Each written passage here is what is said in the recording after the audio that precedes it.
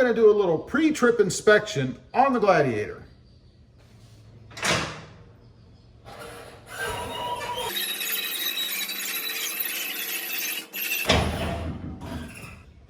Well, good morning everybody and welcome back to the channel. Hey, we're going to do a little pre-trip inspection on the Gladiator back here.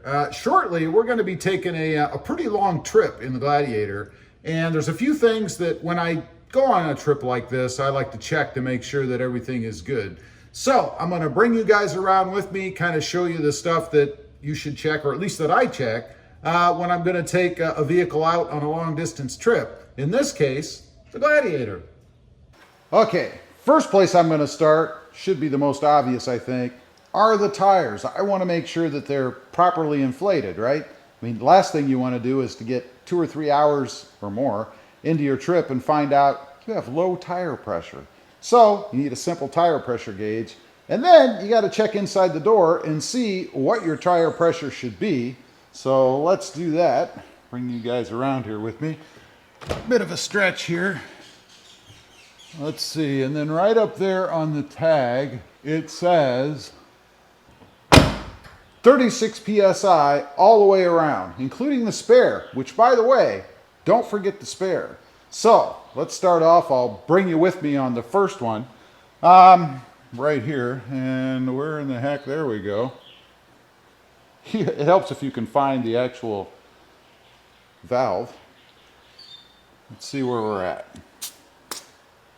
This is at right about, if you guys can see, I don't know, bring it in for you there, right at 35 PSI. So I'm going to run around, do all the rest, and then we'll come back on and check the spare tire.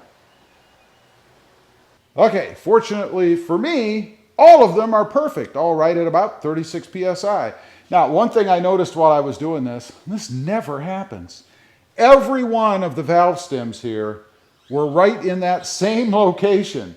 So all I had to do was walk right up and do it. They weren't in some odd location that's difficult to get to, which, you know, it's not too hard when you have it on a lift. But anyway, I just thought it was strange. Every one is at the same location. When does that happen? All right, let's go around to the rear now because we need to check the spare. And of course, the spare tire, the valve stem, and I don't know why they do it this way, but the valve stem, of course, is up on top. It's actually where you would take the tire up. So there's no access. Let me make sure.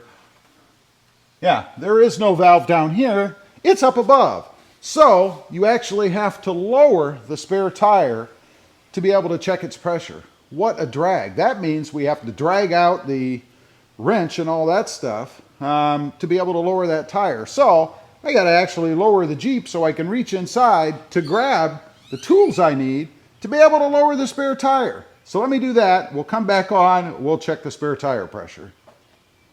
Okay, we've got the tools out here, and I forgot what a pain it is. You actually have to take the jack and everything out to get the tools out.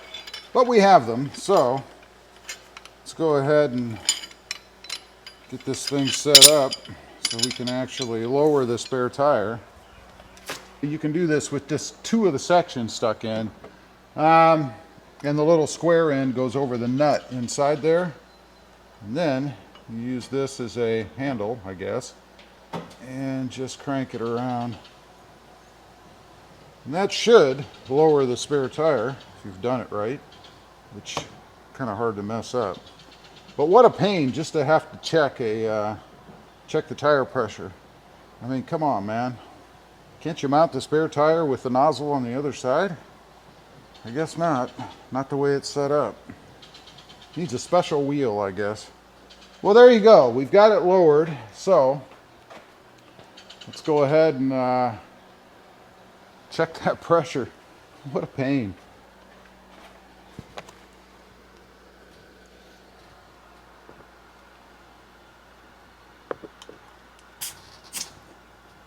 $36.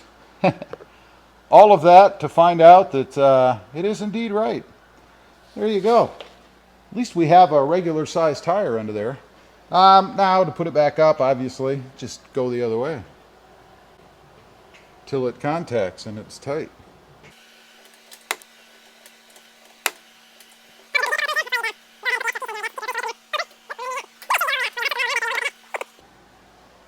I'm going to give it another little crank. I don't want to go nuts.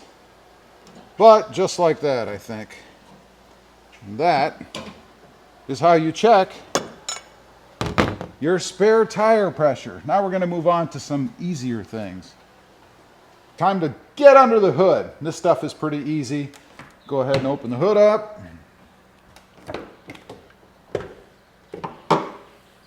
There we go. And all I'm really going to check under here, just some of the fluids. I want to make sure that everything is topped off and where it's supposed to be. So first, we're going to start with the engine oil, and it's over here. And I have the truck still on the lift. It's all the way down, but still puts the Jeep up a little high. So when you're a towering 5'9", it's a reach when the Jeep's already 6 inches or so off the ground. But let's go ahead, pull the stick out here. Good God, that thing's long. All right, you guys can see just initially checking it there, it is full. The Jeep has been sitting, so it should be pretty good indication. I will put it back in, and you can see the oil itself is pretty darn clean because I don't have tons of miles on here yet. And that's one other thing. If you're getting close and you need an oil change, changing it before you go on a trip might not be a bad idea. Let's go ahead and check that one more time. There we go. And you can see here that it is indeed full right where it should be. So we don't have any issues with engine oil. That's always a good thing. I think this is actually the first time I've checked it since I had it. I should have checked it when I first got it, to be honest. Now I just want to check a couple of the other things under here.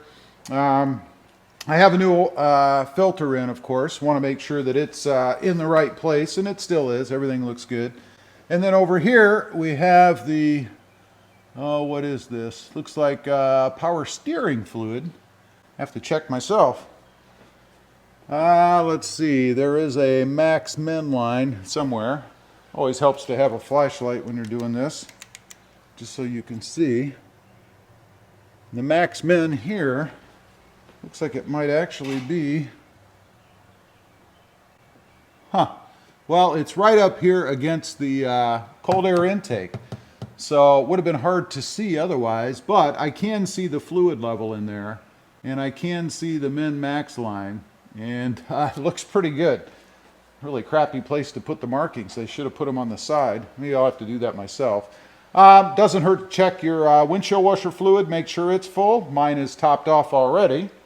And then I'm going to go around to the other side because the two other areas I need to check are over there. Over here on this side now, we've got brake fluid here. That's actually full right up to the top here almost, about a quarter or half an inch lower. And the max line is right here. And the min is all the way down here. So we're about right there. So we're full as far as that goes. Coolant, you've got a min max line here on the front. The max is right here at the top. The min is down here. This stuff is pink, so it's pretty darn easy to check, and it is full. So no issues there. And that's about all the stuff that you can check under the hood. So there you have it. That's about it. You just might take a little look under to make sure you're not leaking anything or nothing's loose, you know, like the battery terminals. Doesn't hurt to shake those around just a little bit, make sure that everything is tight. All that looks good to me, and it should be. This Jeep is basically brand new, so I don't expect any issues with it. Did want to look at my mass airflow sensor here. That looks pretty good. I did have that check engine light come on for some crazy reason, a misfire. I don't know what that's about. I'm going to attribute that to bad gas, but check the oil cap right here, you know, where you would add the oil, make sure it's good. And that's really about it. Nothing else wrong. If you want to really get into things, you could check your headlights, your tail lights, all that stuff. Nothing would be worse than to be planning on driving at night and discover your headlights don't work while you're many hours away from home, or get pulled over because your turn signal bulb is out.